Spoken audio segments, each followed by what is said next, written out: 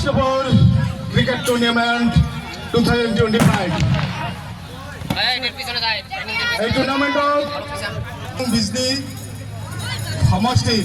বিধায়ক মহোদয় সন্মানীয় অজয় কুমাৰ ৰায় ডাঙৰীয়া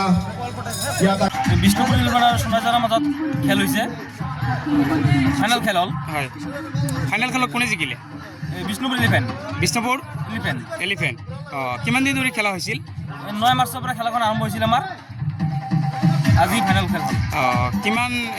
টকাৰে মানে হেৰি খেলখন মানে কৰিছিল উইনিং প্ৰাইজ আছিল 30,101 টকা আৰু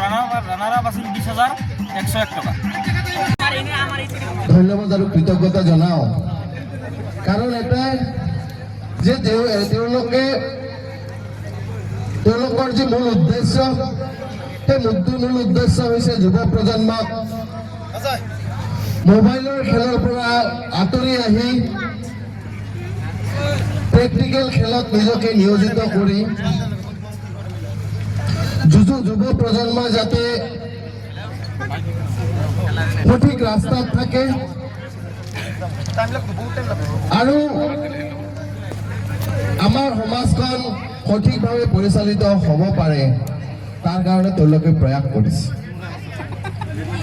খেল হৈছে এনেকুৱা এটা বস্তু আমাৰ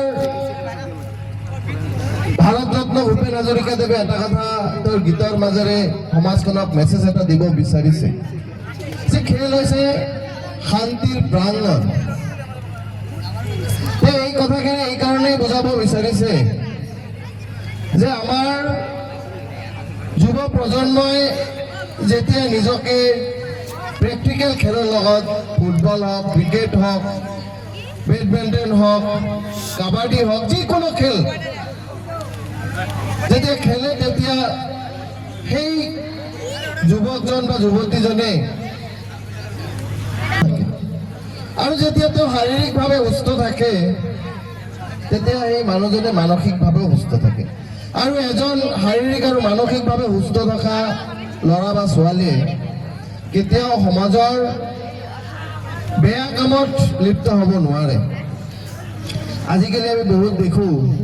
যে যিসকলে এই প্ৰেক্টিকেল খেলৰ পৰা আঁতৰি মোবাইলৰ খেলত নিজকে নিয়োজিত কৰিছে তেওঁলোকৰ শাৰীৰিকভাৱে অসুস্থতাত ভুগিছে মানসিকভাৱে অসুস্থতাত ভোগাৰ লগে লগে আৰ্থিক যিটো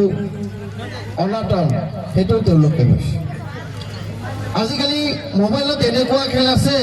যিকোনো খবৰৰ বাবে যোগাযোগ কৰক 7099017330 লগতে 7099017110 নম্বৰত